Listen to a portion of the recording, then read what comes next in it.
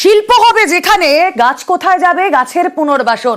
বীরভূমে দেউচা পাচামির কাজ গতি পেতেই এবার গাছের পুনর্বাসন। কোথায় গাছের পুনর্বাসন হচ্ছে দেখুন ডিটেল রিপোর্ট।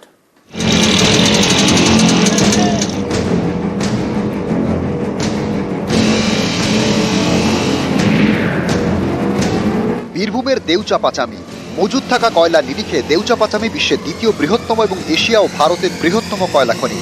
সম্প্রতি এখানে কাজ শুরু হয়েছে। এই প্রকল্প এলাকার মধ্যে পড়ে চাঁদা নামে একটি জায়গা। এখানে রয়েছে অর্জুনের জঙ্গল। শুধু অর্জুন নয়, রয়েছে আরো নানা ধরনের গাছ।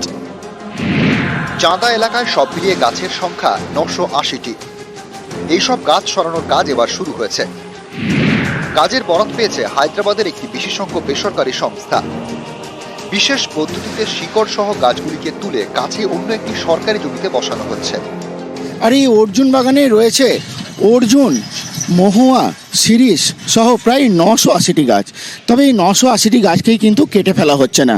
এই 980টি গাছকেই বাঁচিয়ে রাখার সিদ্ধান্ত নিয়েছে রাজ্য সরকার।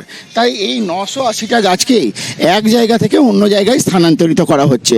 আর তারপরে এই গাছগুলোকে এখান থেকে প্রায় 500 মিটার দূরে একটা জায়গা তো ঠিক করা হয়েছে, সেটাও সরকারি ভেস্টেড ল্যান্ড।